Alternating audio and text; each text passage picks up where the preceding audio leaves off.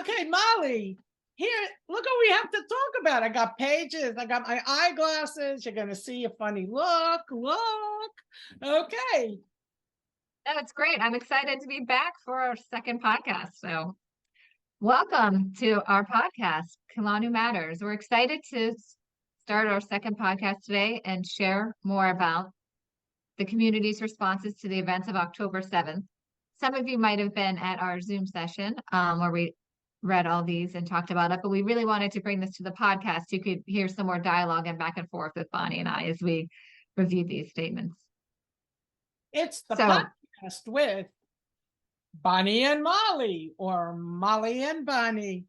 During these sad times, it's been very sad for all of us, and the communities in Africa and all around the world have been affected by the events of October 7th, all in different ways. And they sent us emails, and they sent us WhatsApps, and they sent us some videos that we want to share with you. Go, Molly. Right. No, it's really been so sad, really, to get these messages and to hear, the heartbreak and to understand really what it means to be a part of like a global Jewish community, and to hear that they really feel they're a part of this community has been really amazing as well. And they're part of Jewish history. What's really unfortunate is that often the worldwide Jewish community doesn't recognize them because they have not undergone conversion in most circumstances. These are emerging Jewish communities, but they love Judaism. They practice Judaism. They live Jewish lives. They live Jewish holidays. They study Torah and they read from the Torah every Shabbos. So, hey, they are hurting with all of us, with Kulanu, with all of us. Molly, go. You want to start? Right. No. Yeah. I mean, we all just celebrated Hanukkah, last week. And so we thought it would make sense to share the note from Pakistan that we received prior to that, and start off.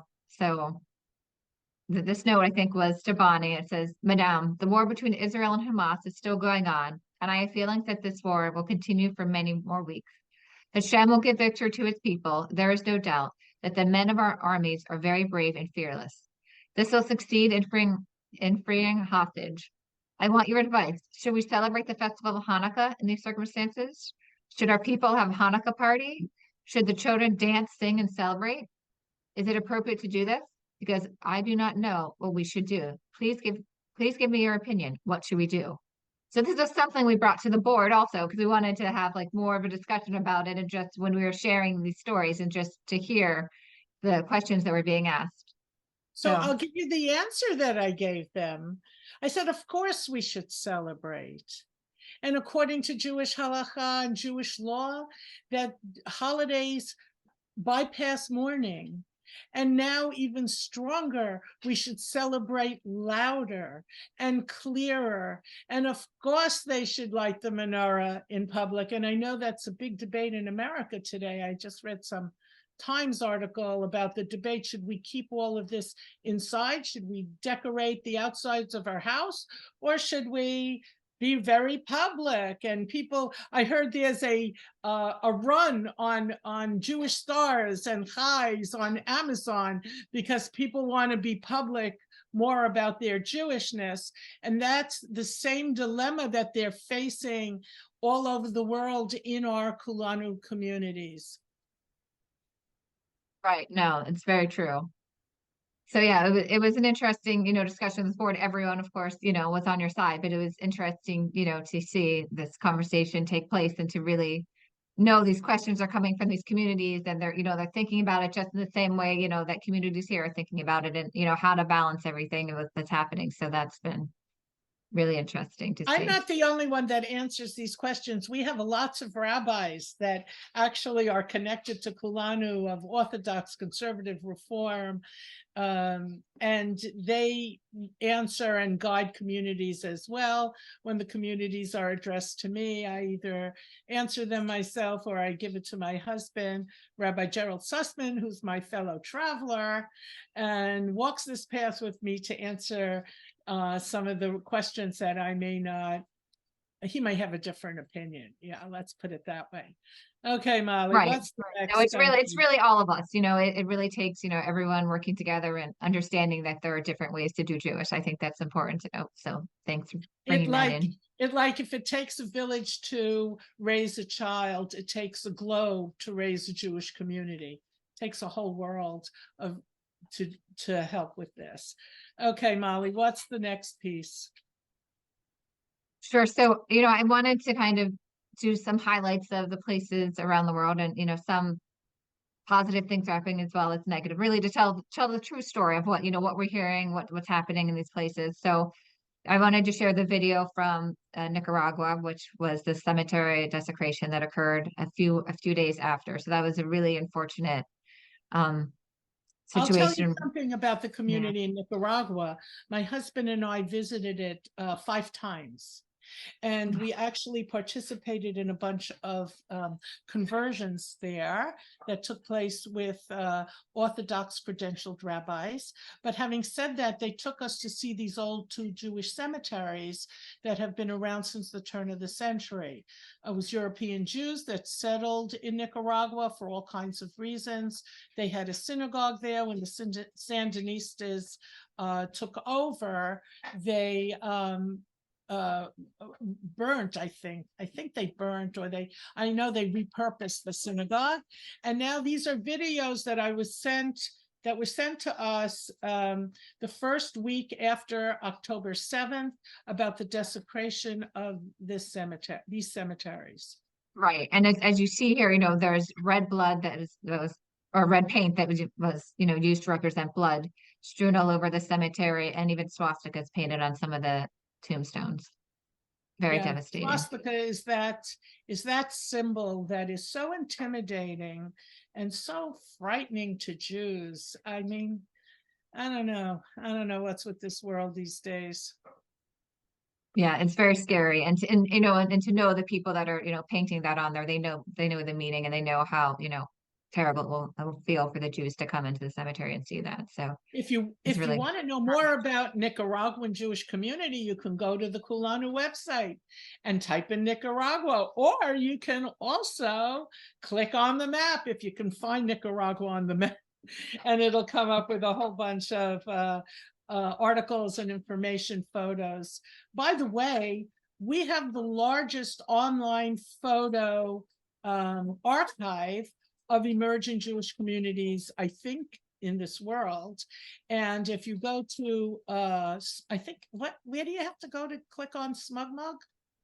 Right. So we have a Smug Mug album, but it's also on our website. So you'll just click right on our website, and then you can go on and see. So kulanu.org/photos, and then you'll be able to get to our photo archive where you'll be able to see photos, and it's listed by different communities by year. So you can see lots of different photos about each community, travelers that have been to see them, as well as photos they've taken themselves. So it's really like a wealth of information, the whole documentation of, how people are living Jewish lives all over the world.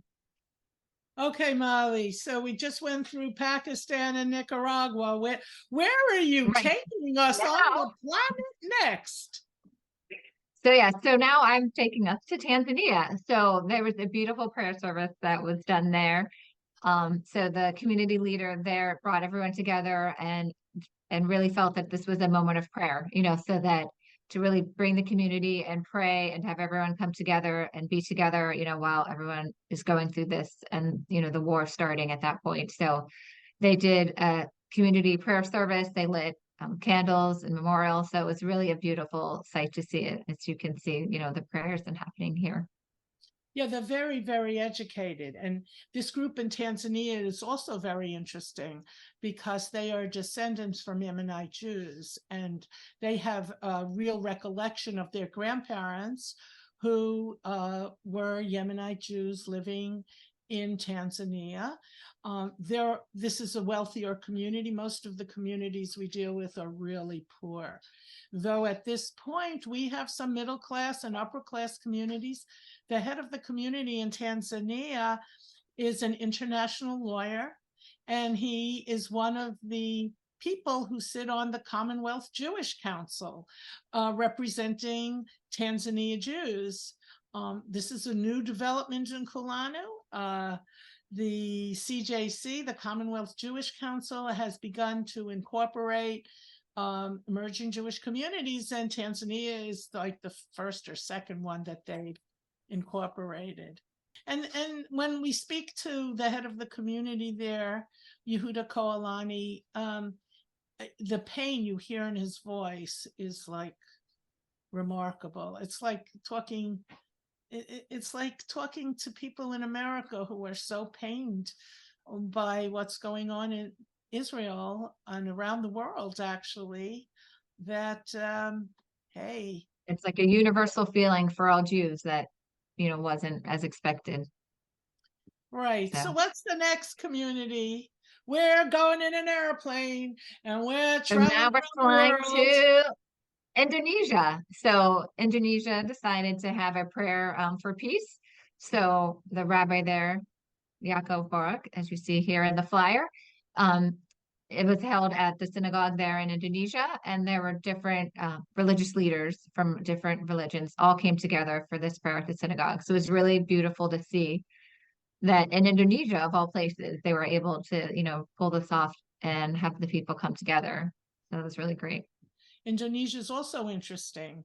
It's also a more upper middle class community that came out of Spanish Portuguese origin.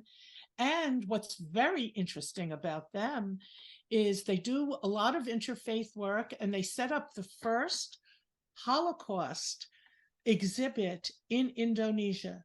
And it's just one small wall with a few items in it. And it made a whole big protest of the Muslims around town, protesting that the Zionists are taking over and that they have this Holocaust memorial. I got to tell you, it's like a piece of the size of a small wall. And it's got everybody's ire up there around the Jews that are now in Indonesia. And what's the next? Where can we fly to next? So from Indonesia, we're going to go back to Africa. Is this a direct flight? Are we doing this like as a direct flight? So we're going back to Cameroon now. So, Cameroon has a special relationship with Israel, and we've received lots and lots of messages from Cameroon. And, the one that really stood out was the one about how in Cameroon, the Israeli soldiers are at the heart of power. They are the eyes, ears, and armed arms of the Cameroonian president. For several decades, Israelis have led the country's elite unit, Hazak Teshral soldier. Sahel. Sahel, Molly. The Israeli army. Yeah. So I wanted to share this photo because you see here the Cameroonian forces along with the IDF soldiers. So it's really neat to see that relationship. And so I think that has really made the people in Cameroon feel close and connected to Israel. And so the Jewish community there has really been sending letters of support to us and really wants everyone to know that they feel that this is something that they're a part of.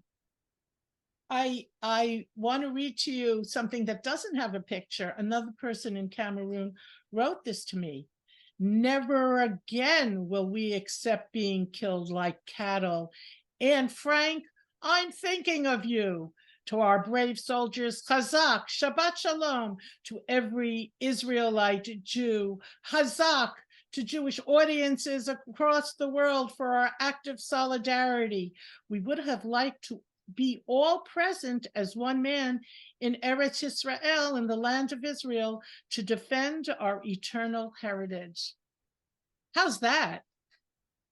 I mean, I wish I read some more in America writing things like this. I mean, these groups are incredibly philo-Semitic, pro-Israel, and a gift to the Jewish world. We talked about Pakistan, but I have another cute, I wouldn't use the word cute exactly, moving quote from Pakistan that Yeah, so I have this one from Pakistan ready to go. We'll see if this is the one you're looking for. We are very worried to see the current situation of Israel. I wish we were in Israel at that time, and we would fight the enemies of God together with our people. If Israel needs volunteers, my family and I offer ourselves to help Israel. We will be loyal until our last breath. We offer ourselves for the service to care for the sick and wounded people. If you wish, use us to help Israel. We will always be loyal. I mean, how many people can say, how many people can actually say they'll be loyal to their last breath?